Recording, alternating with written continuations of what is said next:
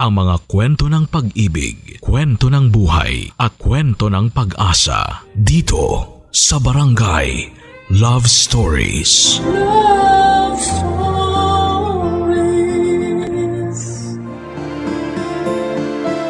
Hindi matatawaran ang sakripisyo ng isang ina, sapagkat mula paggising sa umaga hanggang pagtulog sa gabi, tayong mga anak pa rin ang iniisip nila.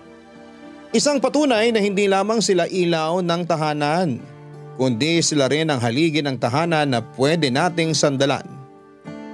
Ikaw, kabarangay, ano ang kaya mong gawin para sa iyong ina, para tumbasan ang mga naging sakripisyo niya? Dear Papa Dudut, magandang araw po sa iyo at sa mga nakatutok sa inyong programa. Nung minsan ko pong napakinggan ang mga kwento ninyo sa Spotify, na-inspire din po ako na magpadala ng liham sa inyo para i-share ang kwento ko. Tawagin niyo na lamang po ako sa pangalang Calvin. Yan po kasi ang nickname ko, taga La Paz po ako sa Leyte.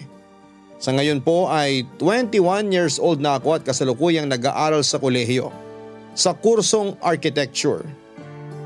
Papadudot, ang tiyahin ko ang nagpalaki sa akin. Mula nang kupkupin niya ako ay mama na ang gusto niyang itawag ko sa kanya. 7 years old na ako nung iwan ako ng nanay ko. Hindi raw kasi pinanagutan ng tatay ko ang tunay kong ina, kaya siguro nawalan siya ng amor sa akin. Buti na lamang at mapagmahal talaga si mama, kaya hindi niya ako pinabayaan. Lahat ng responsibilidad na iniwan ng biological mother ko ay siya na ang sumalo.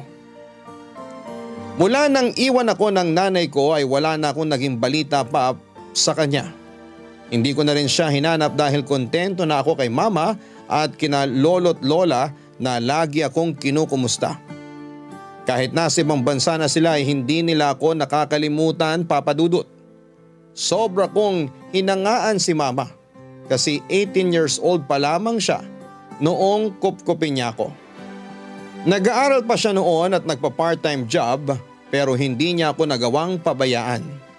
Noong nag-aaral pa siya ay kasama pa namin sa bahay sina lolo at lola. Pero nang makatapos siya ng pag-aaral, natuloy na sa pagmamigrate sina lolo at lola kasama ang iba pang kapatid ni mama. Si mama naman ay ayos na raw siya dito sa Pilipinas, kaya hindi na siya sumama pa. Sa tagal na naming magkasama ni mama ay naging malapit talaga kami sa isa't isa, Papa Dudut. Kapag magkausap kami, para lang kaming magtropa. Mas gusto nga po niya na parang kaibigan lang yung turing ko sa kanya. Pero syempre hindi ko pa rin inaalis ang pagbibigay ng respeto sa kanya dahil para sa akin, siya na talaga yung magulang ko, Papa Dudut.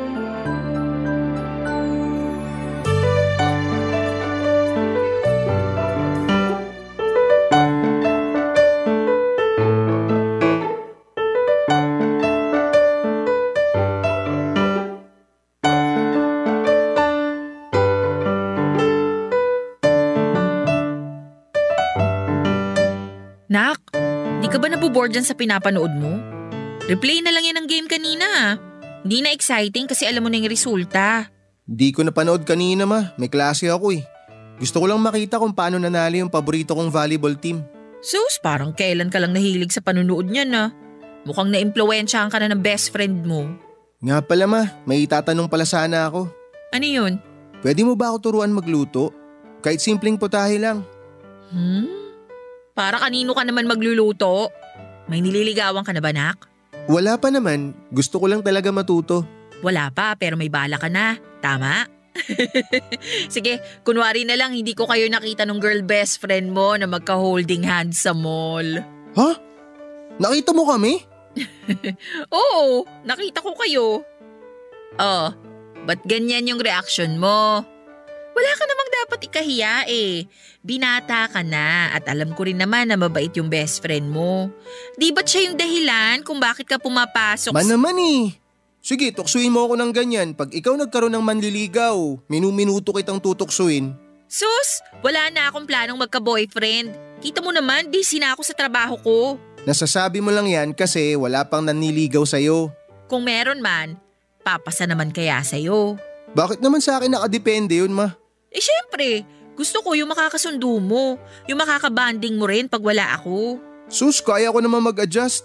Hindi naman magiging mahirap para sa akin yung pakikisama. Mas challenging pa nga yata yung paghahanap mo ng boyfriend eh.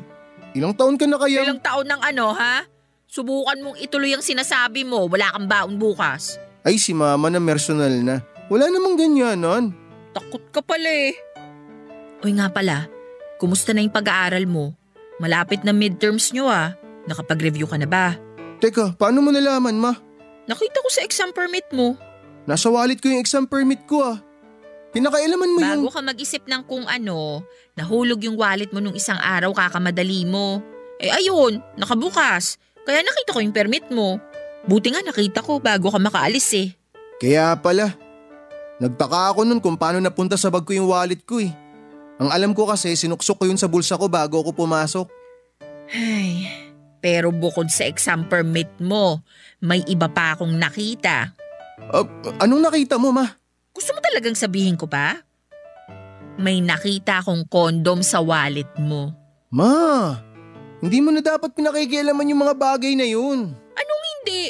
Paano kung makabuntis ka Hindi porkit gumagamit ka ng proteksyon 100% ng safe yon.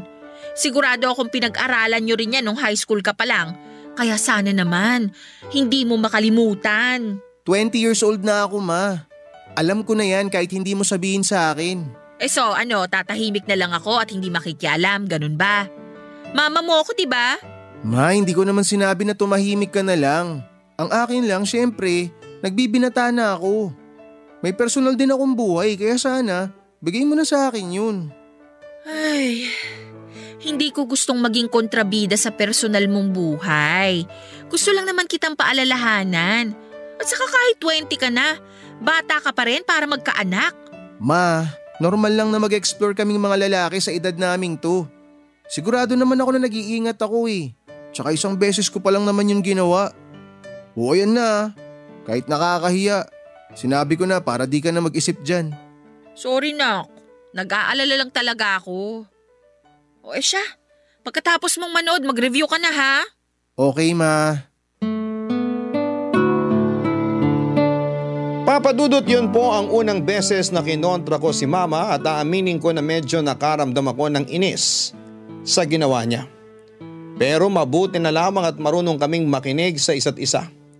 Naintindihan ko rin naman na nakapakanan ko lang ang iniisip niya. Kaya nakinig din talaga ako sa kanya, Papadudot. Tungkol naman sa panunukso sa akin ni mama sa best friend ko. Totoo naman po yun na matagal na akong may gusto sa kaibigan ko. Pero pareho naming priority ang pag-aaral, kaya kahit nagkakaintindihan na kami ay hindi ko pa rin siya nililigawan. Saka na lang pag nakagraduate kami. Nang minsang bumisita sa bahay ang pinakamalapit na kaibigan ni mama, aksidente ko pong narinig ang pag-uusap nila. Pinag-uusapan nila yung tungkol sa pagiging single ni mama sa loob ng maraming taon. Napangiti na nga lang ako noon nang sa wakas ay pumayag siya na makipag-blind date naman kahit minsan. Sa tulong ng kaibigan niyang yon. At hindi ko nga akalain na may magugustuhan siya kaagad, Papadudot.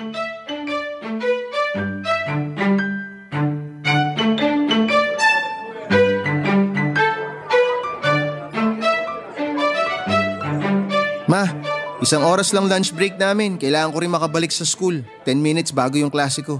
Ayos lang yun, nak. May gusto lang kasi akong ipakilala sa'yo. Hi, ako nga pala si Nick. Ikaw si Calvin, di ba? Ako nga po. Kaibigan po ba kayo ni mama? Anak, maliligaw ko siya. Ha? Agad-agad, ma? Makariya ka naman dyan. Naliligaw pa nga lang, di ba? Pero yung pagkagulat mo parang kami na Nakakatuwa naman kayo mag-ina. Kung di ko siguro alam na anak mo si Calvin, mapagkakamalan ko talaga kayo magtropa. Sa bagay, mas okay naman yung ganyan kayo ka-close kaysa sa mag-inang hindi nagkakasundo sa mga bagay-bagay. Kailan naman kayo nagkakilala ni mama? Last week lang. Alam mo na, ilan din yung nakadate ko bago ko nakilala si Nick. Yung una okay naman. Kaso nung nalaman niya na may anak na ako, ayun, nagpaalam na magsi-CR tapos hindi na bumalik. Natakot yata sa responsibilidad. Ekis na agad yun, ma. Dapat yung kaya kang panindigan. Paano kung kayo naman yung magkaanak, di ba? Kaya nga hindi na rin ako nanghihinayang.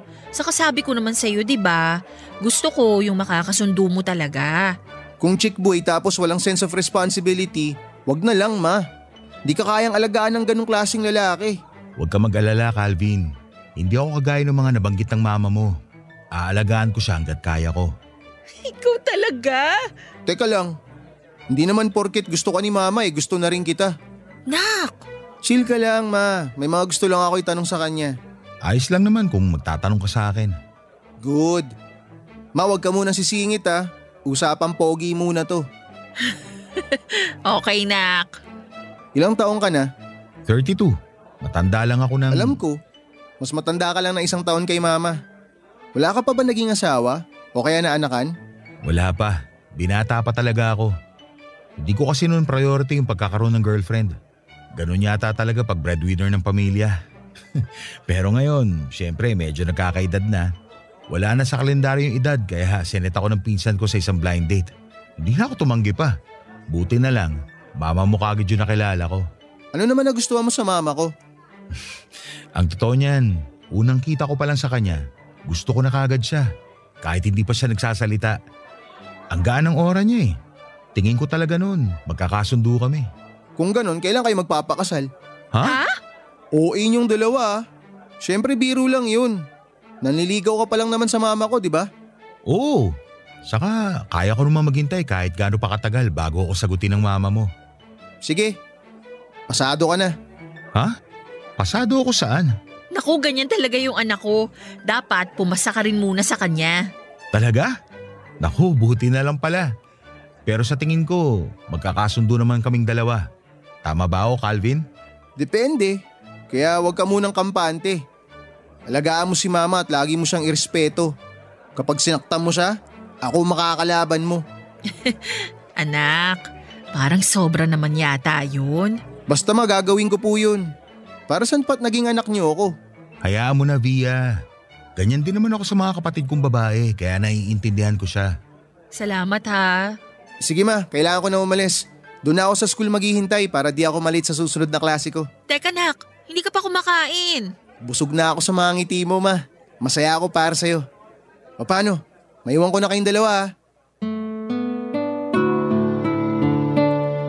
Papadudot kahit nagulat ako na may nagustuhan na kagad si mama sa mga naka-blind date niya, ay napangiti naman ako dahil unang tingin pa lang ay alam ko ng matinong lalaki yung magiging boyfriend niya kung sakali.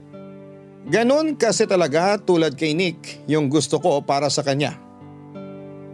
Marespeto, marunong makisama at breadwinner pa ng pamilya, kaya alam kong kaya niyang panindigan si mama. Ilang buwan lang matapos ipakilala sa akin ni mama si Nick ay sinagot na rin niya ito. Hindi na ako nagulat dahil kitang-kita ko naman noon kung gaano nila kagusto ang isa't isa. Isa pa ay doon din naman ang punta ng panliligaw ni Nick, lalo na't maayos naman ang pakikisama nito sa amin since day one. Tuwing pumupunta si Nick sa bahay ay hindi na kailangan pang magluto ni mama. Siguro ay isa yon sa mga nagustuhan niya sa boyfriend niya. Magaling kasi itong magluto, sa pagkakaalam ko kasi ay chef sa isang Chinese restaurant si Nick. Kaya naman kuhang-kuha niya talaga si mama. Pero sa katagalan, napag-isip-isip ko na kapag nakabuo na ng sariling pamilya si mama ay baka bigla na lamang akong mabaliwala. Madalas kasing nangyayari yon sa ibang kagaya ko na hindi naman tunay na anak. Alam ko rin na posible nga mangyari yon sa akin. Pagdating ng panahon, hindi rin naman ako yung pipiliin. Hindi ako yung magiging mas matimbang. Kaya noong nalaman ko na balak na nilang magkaanak dahil alanganin na ang edad ni mama, nagbago yung pakikitungo ko sa kanya, Papa Dudut. Barangay Love Stories. Barangay Love Stories. Papa Dudut, dahil sa iniisip ko ay naapektuhan nito ang relasyon naming mag-ina. Hindi na ako sumasabay sa kanya sa pagkain at lagi na akong nagpapalipas ng oras sa kwarto ko at nagpapanggap na nagre-review para hindi niya ako pilitin na sumabay sa kanya. Ako na rin ang nag-aasikaso ng mga gamit ko dahil alam ko na darating din yung araw na hindi na siya ang gagawa noon. Lalo na kapag may anak na sila ni Nick. Pero sa pag-iwas ko kay mama ay mas lalo naman silang napalapit ni Nick sa isa't isa. Sila na yung madalas na sabay kumakain, nanonood ng TV at naririnig ko pa silang nagkwekwentuhan. Hindi na ako kinakatok ni mama sa kwarto gaya ng dati kapag nagpapalipas ako ng gutom. Hindi na rin niya ako dinadalhan ng merienda habang nagre-review ako. Ang dami nang nagbago mula noong maging sila ni Nick, Papa Dudut. Pakiramdam ko pa noon, Papa Dudut, ay nagkaroon ako ng kaagaw kay mama. Parang nagkaroon ako ng kahati sa pagmamahal niya. Kaya naman sa halip na umuwi ako ng maaga ay tumatambay na lamang ako sa basketball court. At gabi na umuwi. Pinagsasabihan na nga po ako noon ng best friend ko na hindi ko dapat yon ginagawa sa mama ko. Pero kahit siya ay hindi ko na pinakikinggan.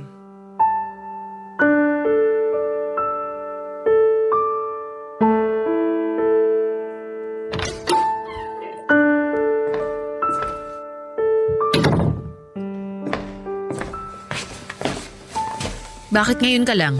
Gabi na. Linyahan ng mga nanay. Linya ko talaga yon kasi ako yung nanay mo. Calvin, tapatin mo nga ako. May problema ka ba? Pakiramdam ko kasi nitong mga nakaraang araw lumalayo ka na sa akin. O baka naman may ginagawa ka ng kalokohan. Kita mo na ma, bilis mo manghusga. Di ka naman ganyan dati ah. At hindi ka rin ganyan dati. Ano ba tong ginagawa mo ha? Baka mamaya nagpapabaya ka na rin sa pag-aaral mo. Di ako nagpapabaya sa pag-aaral ko. Kung ganon, may problema ka ba sa school? Bakit ka nagkakaganyan? Kanina pa ako tawag ng tawag sa'yo pero hindi mo sinasagot. Anak naman, nag-aalala rin ako. Sana naman hindi mo nakakalimutan na may nanay ka pang naghihintay sa pag-uwi mo. Talaga ba ma? May naghihintay pang nanay sa akin? Eh ang busy-busy mo nga dun sa Nick na yun eh. Sa sobrang saya nyo, di mo na ako napapansin. Ano? Paano hindi napapansin? Eh wala namang nagbago sa atin kahit naging kami naninik ah. Saka Tito Nick, yun ang dapat na itawag mo sa kanya. Hindi kayo magkaedad lang kaya dapat matuto ka ring rumispeto dun sa tao. Respeto? Wow! Paano ko i-respeto yung taong nilalayo ka sa akin? Sige nga ma, sabi mo nga. Hindi ako inilalayo sa'yo ni Nick. Saan ba nanggaling yung idea na yan? Hindi mo ba napapansin ma? Kayo na lang palagi ni Nick yung magkasama. Kayo na yung sabay lagi kumain, kayo na rin yung sabay manood ng TV. Minsan nga lumalabas pa kayo ng di ko alam eh. Eh di ba sa'yo na rin mismo nanggaling na kapag personal na buhay, bigay ko na sa'yo yon? Eh di ganun din sa akin. Saka sa ating dalawa ako yung mas matanda. Nasa tamang edad na ako para dun. Ikaw nag-aaral ka pa at kailangan mo pang magtapos bago ka mag-focus sa ibang bagay. At yung sinasabi mo na kami lang lagi ang sabay kumain? Di ba lagi ka namang nagkukulong sa kwarto mo? Akala ko busy ka sa pag-aaral kaya hindi na kita iniistorbo. Yung paglabas namin, hindi ko na yun kailangan pang ipaalam sa'yo. Grow up, Calvin. Hindi ka na dapat ganyan mag-isip. Dumating lang yung Nick na yon, nagbago ka na ma. Siguro kaya ka nagkakaganyan kasi nagpaplano na kayo magka-baby no? Pag may anak na kayong dalawa, wala na akong ganap dito sa bahay na to. Baka nga paalisin mo na ako eh. Ano? At bakit ko naman yun gagawin sa'yo? Anak kita. Hindi kita paalisin dito kahit na magkaroon pa kami ni Nick ng mga sarili naming anak. Ikaw yung panganay ko. Kahit anong mangyari, may lugar ka na sa puso ko at sa buhay ko. Kung gano'n naman pala, bakit parang di ko na yun maramdaman? Sorry kung hindi yun ang nararamdaman mo.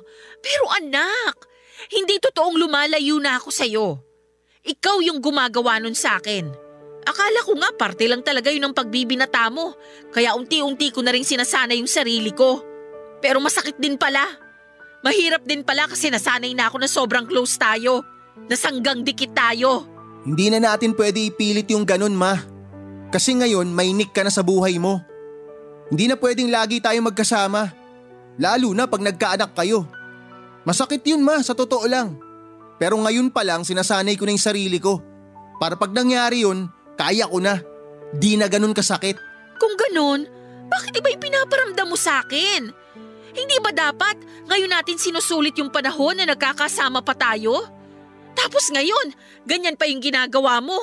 Gabi ka na umuuwi. Pinag-aalala mo ako ng sobra.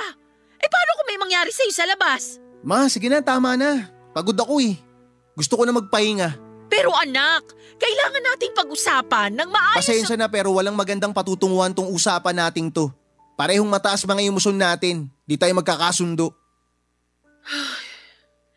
O sige, magpahinga ka na muna.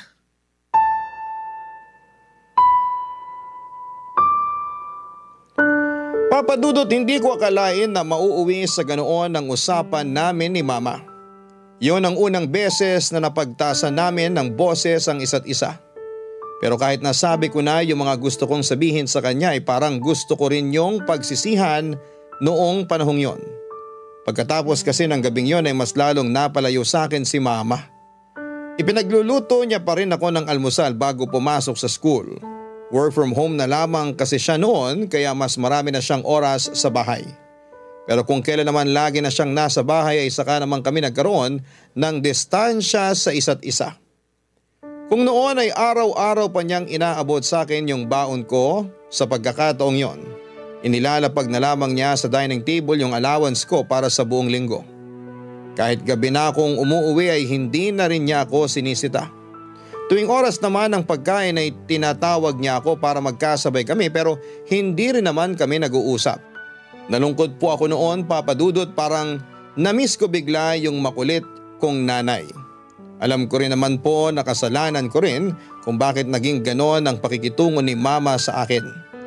Hindi ko siya pinakinggan. Hindi ko siya binigyan ng pagkakataon na ayusin yung di namin pagkakaunawaan. At mas lalo pang nadagdagan yung lungkot na nararamdaman ko nang marinig ko yung naging pag-uusap nila ni Nick, Papa Dudut.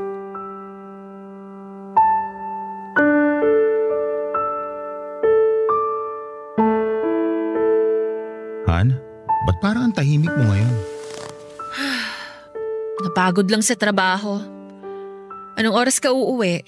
Maya-maya sana kaso, paano naman kita iiwan kung ganyan kakalungkot? May problema ba? Ay, si Calvin kasi.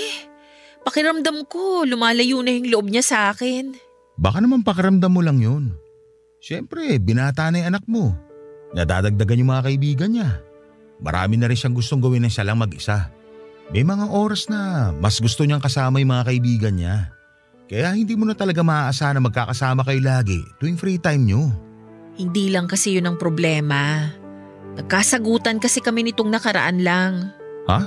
Bakit naman? Nagtatampo na pala yung anak ko kasi pakiramdam niya. Nagkakaroon siya ng kaagaw dahil sa'yo. Kaya ayun, parang inilalayo na niya yung loob niya sa akin. Napag-usapan niyo na ba ulit yung tungkol dyan? Kailangan niyo linawin yung hindi niyo pagkakaunawaan. Pag tumagal pa yan, baka hindi na talaga kayo magkaayos niyan. Gusto ko naman siyang kausapin tungkol doon. Pero sa naging reaksyon niya kasi nung nakaraan, mukhang hindi pa siya handang pag-usapan yun. Subukan mo lang. Alam mo, kung hindi kasi ikaw yung mauuna, hindi kayo makakapag-usap. Siyempre, marirealize din ni Calvin yung mga mali niya. Kaya malamang, mahihiya yun na makipag-usap sa'yo tungkol sa hindi niyong pagkakaunawaan. Nakakalungkot pa rin kasi. Alam mo ba, sinabi niya sa akin na kapag may anak na tayo, mawawala na siya ng ganap dito sa bahay. Hindi ko alam kung bakit niya naisip yun. Anak ko siya. At mahal na mahal ko siya, Nick. Kaya imposibleng mangyari yung sinasabi niya. Han, naiintindihan kita. Pero naiintindihan ko rin siya. Nag-a-adjust pa kasi yung anak mo. Sabi pa niya, sasanayin na niya yung sarili niya sa ganon. Kasi hindi na raw kami pwede na laging magkasama. May punto naman siya, Han. Hindi lang talaga kayo nagkaunawaan. Sa ginagawa kasi ng anak mo, gusto niya rin tayo bigyan ng privacy. Sinasacrifice niya yung oras na pwede pa kayo magkasama para mas makilala natin yung isa't isa. Ganun ba talaga yun? Oo, Han. Ganun yun. Nakalimutan mo yata na lalaki rin ako. Siyempre, kung meron man na mas makakaintindi sa kanya ngayon, ako dapat yun. Bakit ganun eh? Ako naman yung nanay niya. Ako dapat yung mas nakakaintindi nun. Nagawa mo naman lahat bilang ina sa kanya. Hindi ka nagkulang. May mga bagay lang talaga na hindi mo na kontrolado bilang mama niya. Lalo na nagbibinata na siya. Nagmamature. Siguro minsan, makakapagpakita pa rin siya ng immaturity. Pero wala naman siyang magiging improvement kung hindi siya dumaan sa ganun. Alam mo, hindi talaga ako nagsisisi na ikaw yung pinili ko. Kasi ngayon pa lang, alam ko nang hindi ka lang sa anak natin magiging mabuting ama, kundi pati na rin kay Calvin. Salamat, Han, ha? Buti na lang nandyan ka palagi para sa akin. Drama naman. Basta ha, mag-usap ulit kayo ni Calvin. Kailangan niyo yun. Oo na. Kung magkasagutan man kami ulit, mas lalawakan ko na lang siguro yung pangunawa ko. Kung magkakasagutan kayo, pwede rin naman ako maging referee. Aabutan ko na lang kayo ng gloves, tapos doon nyo na lang ilabas mga hinanakit nyo sa isa't isa. Magboxing kayo, papawis lang ba? Loko ka talaga. Umuwi ka na nga. Ayoko, dito ako matutulog. Oy, hindi pwede. Bakit hindi pwede? Natatakot ka ba sa akin? O baka naman natatakot ka na hindi mo kayanin karisma ko kaya… Ang kapal mo talaga. Umuwi ka na. Papadudot matapos kong marinig yung pag-uusap nila ni Nick. Lalo akong nakonsensya sa ginawa kong pananagot kay mama. Kung tutuusin ay hindi naman naging sagabal sa samahan namin yung relasyon nila ni Nick. Akala ko kasi kagaya lang din ng ibang lalaki yung naging boyfriend niya. Yung tipong magaling lang sa simula. Yung mabait lang sa una para magpa-impress. Pero pag sinagot na ay doon na lalabas yung tunay na ugali. Pero iba si Nick, naramdaman ko talaga na pure yung intention niya para sa mama ko. Isa pa ay hindi rin po siya nagpatawag na tito. Mas gusto niya rin yung parang magkaibigan lamang kaming dalawa. Para hindi ako mailang sa kanya, kaya Nick pa rin ang tawag ko sa kanya kahit sila na ni mama. Matapos ang gabing yon, ako na mismo ang nag-isip ng paraan para makausap si mama. Gusto ko kasi noon na humingi ng tawad sa kanya. At para magawa ko yon ay hiningi ko rin ang tulong ng best friend ko. Nagtanong ako sa kanya kung anong pwede kong gawin para makabawi sa nanay ko. Hindi ko na kasi kakayanin kung tatagal pang ganon ang pakikitungo namin sa isa't isa. Kung merong mang mas dapat magbaba ng pride sa amin, ako yon at hindi si mama. Sa laki ng utang na loob ko sa kanya. Nilawakan ko pa sana yung pangunawa ko at hindi naging makasarili. Pero bago ko yon magawa ay may isang pangyayari na nagpayanig sa katatagan ko noon, Papa Dudut. Barangay Love Stories. Barangay Love Stories. Papa Dudut, akala ko noon ay narealize ko na kung gaano kahalaga sa akin si mama. Pero may isang bagay pa pala ako na hindi natututunan noon at napagtanto ko lang yon dahil sa nangyari. Nasa school pa ako noon, wala yung instructor namin para sa pang-alaunang klase kaya tumambay muna kami sa basketball court. Sinundan naman ako ng best friend ko. Gusto niya raw kasing kumustahin yung problema namin ni mama. Pero wala akong maikwento sa kanya dahil hindi pa naman kami nakakapag-usap. Habang nasa kalagitnaan kami ng pag-uusap ng best friend ko ay tumawag naman si Nick. Papadudod para akong binuhusan ng malamig na tubig nang sabihin niya sa akin na balak na ni mama na sumunod kina lolo at lola sa abroad. Katatapos lang daw nilang mag-usap noon at nag-aasikaso na rin si mama ng mga requirements. Kung ano na ang iniisip ko ng sandaling yon, Papa Dudut. Iniisip ko na baka nasawa na si mama sa akin, kaya nagpasya na lamang siyang sumunod kina lolo at lola. Maaga akong umuwi noon sa pagbabaka sakali na mabago ko pa ang isipan ni mama. Pero sa pag-uwi ko ay hindi siya ang naabutan ko, Papa Dudut.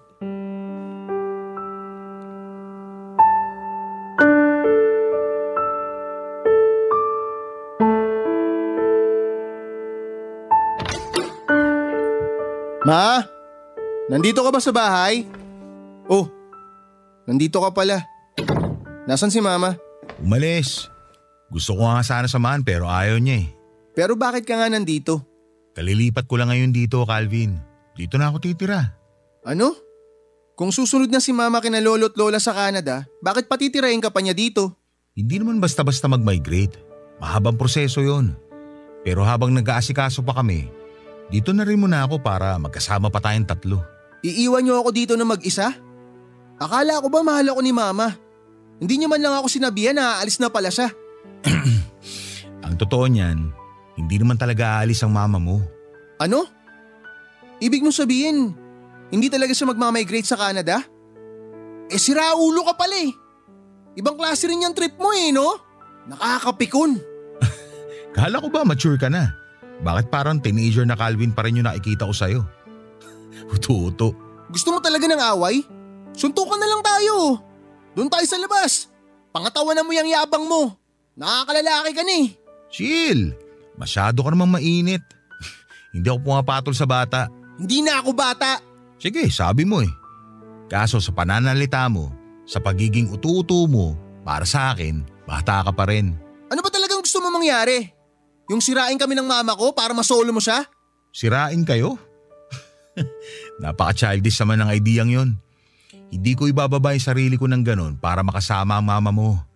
Magkakasama kami kasi gusto niya at hindi dahil minanipula ko siya. Yan yung dapat mong maintindihan. Alam mo, kaya ako sinabi na may balak na umalis yung mama mo kasi gusto kong makita yung magiging reaksyon mo. Akala ko kasi wala ka na talagang pakialam. Tagal na nung nagisagutan nyo pero hanggang ngayon hindi pa rin kayo nag-uusap. Ano bang plano mo? May plano ako. Inunahan mo lang ako.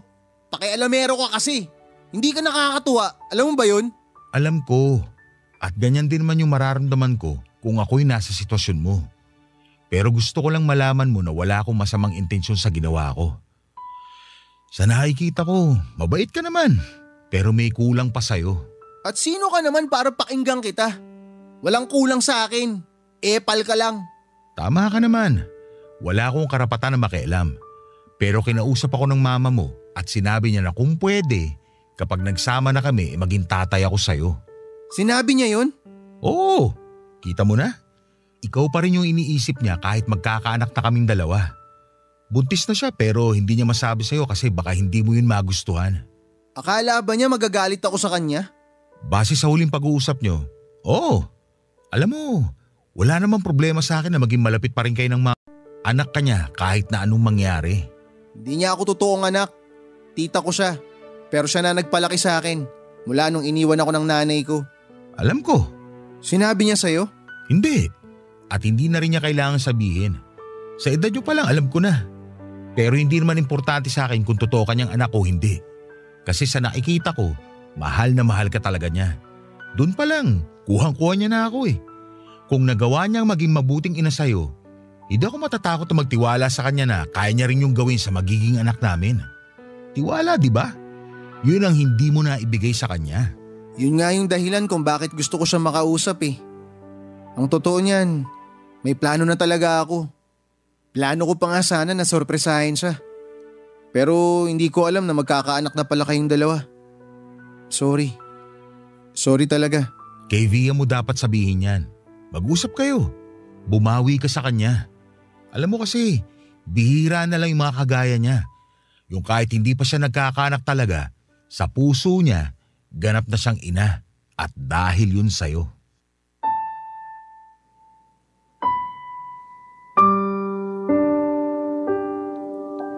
Papa Dudut, kahit na hindi naman talaga ako umiiyak at napaluha ko sa sinabing yon ni Nick, marami akong na-realize sa ginawa niyang yon.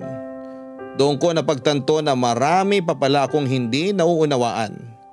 Sa dami ng sinakripisyo ni Mama para sa akin ay nagawa ko pang siyang saktan sa mga salitang binitawan ko nung huli kaming mag-usap.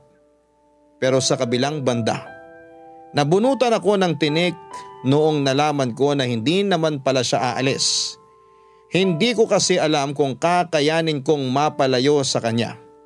Aminado naman po ako noon na hindi ko pa kayang tumayo sa sarili kong mga paa. Kaya parang nalusaw yung katatagan na meron ako sa ideyang iiwan na niya ako. Tama naman po si Nick. Dapat ko ring isipin kung ano yung magpapasaya kay mama. Dapat ko ring matutunan na magtiwala na hindi niya ako iiwanan tulad ng ginawa ng biological mother ko. Siguro'y ganun lang po talaga kapag nakaranas ng iwan ng isang tao. Nandun na yung trauma, kaya kapag na-attach na sa isang tao ay mahirap nang makawala. Mahirap kapag nawala yung taong yon, kaya naman bago pa mahuli ang lahat, ginawa ko na yung dapat kong gawin para makabawi at magpasalamat man lang sa pinakamahalagang babae sa buhay ko, Papa Dudut.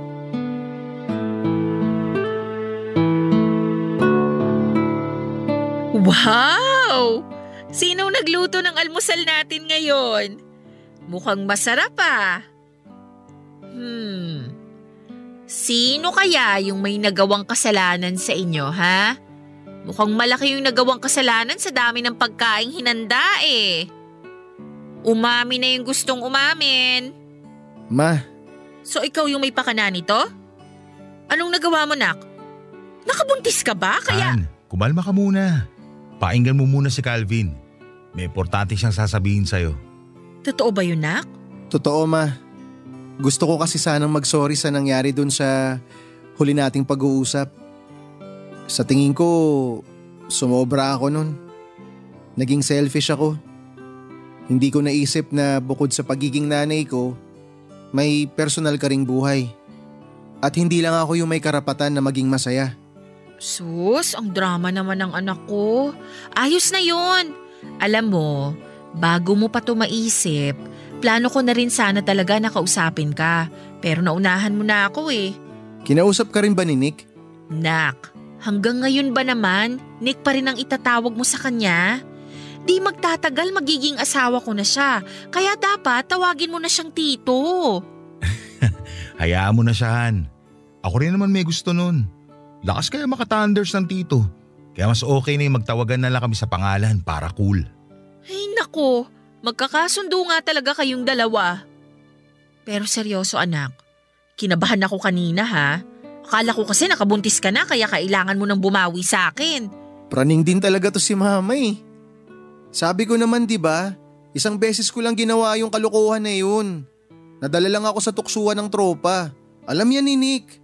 Pag ganitong edad kasi ma, tutuksuin ka talaga pag di ka pa nabibinyagan. So bad influence pala yung mga tropa mo. O dahil dyan, hindi ka lalabas ng bahay ng 1 buwan ha? Ma, 1 buwan? Nick, tulungan mo naman ako kay mama. Bahala ka dyan. Daldal mo kasi. Kung di mo yung sinabi, edi safe ka sana. Hugas plato ka muna ng 1 buwan. Di ba, Han? Hindi lang hugas plato. Maglalaba rin yan. Grabe, hustisya naman oh. Hustisya ka pa dyan? Teka nga, bago tayo magkalimutan, kumusta na yung best friend mo? Umamin ka na ba sa kanya? Siyempre, hindi pa. Ayun lang, mahina. Naku, mukhang kailangan mo tong i-coach, Han. Mag one-on-one kayo para matutong manligaw tong binata ko. Kala ko ba gagraduate muna ako bago ako magka-girlfriend? Ay, nagbago na isip ko. Baka kasi maagawan ka pa ng iba. Botong-boto pa naman ako dun sa best friend mo. Si mama naman nakakalimot na. Di ba pag personal na buhay? Oo na. Hindi na ako makikialam. Pero, hindi ka pa rin pwedeng lumabas ng bahay ng 1 buwan. Kaya pagkatapos nating kumain, sisimulan mo na yung hugas plato mong parusa. Tama ako? O tama ako? Mga babae talaga. Laging tama. Pero seryoso ma. Salamat ah. Oh, para sa naman yan? Kasi kahit na may pagkakataon ka na sumama na lang kina lolo't lola sa Canada, hindi mo pa rin ginawa. Aba syempre naman. Nandito ka eh. Saka di ba nga, okay na ako rito. Hindi ko kailangan ng snow sa Canada. Okay na ako sa kinayod na yelo ng halo-halo. Alam mo ba ma, pinagtripan ako nito ni Nick. Sabi niya may plano ka raw pumuntang Canada. Ano? Sinabi niya yun sa'yo? Oo ma, nagmadali tuloy ako umuwi nun. Plano ko nga sanang itago yung passport mo para di ka makaalis eh. Ganon? So pinagtripan ka pala ni Nick? Binabawi ko na yung parusa ko sa'yo. At ikaw, Nick, dahil intrimitido ka, ikaw yung maghuhugas ng plato mamaya at sa susunod pang mga araw. Han, ba't naman ako nadamay dyan? Papa Dudut, napakaswerte ko po talaga dahil napakabuti ng nanay na nagpalaki sa akin. Hindi man siya yung nagluwal sa akin, ay higit pa sa pagiging ina ang nagawa niya.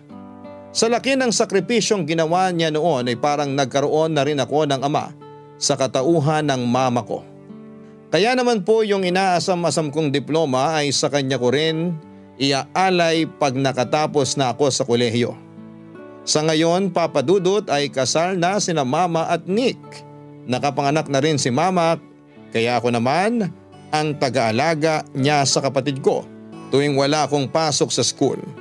Konting panahon na lang din po at gagraduate na ako. Balang araw may pagmamalaki rin ni Mama na may anak na siyang arkitekto. Tungkol naman sa biological mother ko ay hindi pa rin siya nagpaparamdam. Kahit na hindi na ako alagain pa tulad noong iniwan niya ako kay Mama. Hindi rin po ako nagtanim ng galit sa kanya. Pinatawad ko na lamang siya kahit na hindi niya yon hiningi sa akin. Basta kung nasaan man siya, sana'y masaya siya sa buhay na pinili niya. Hindi ko na rin po inalam kung sino yung tatay ko kasi para sa akin ay buo na yung pamilya na meron ako. Si Mama, si Nick at yung bunso kong kapatid. Hanggang dito na lamang po ang kwento ko, Papa Dudut. Maraming salamat po sa paglalaan ninyo ng oras para ibahagi ang kwento ng buhay ko. Maraming salamat din po sa Barangay LS sa pagkakataong ibinigay ninyo sa amin para magbahagi ng kwento dito sa Barangay Love Stories. Mabuhay po kayo, ang inyong forever kapuso at kabarangay, Calvin. Nagustuhan ng iyong napakinggan? Ituloy yan via live stream sa www.gmanetwork.com/radio. Barangay LS 97.1 forever.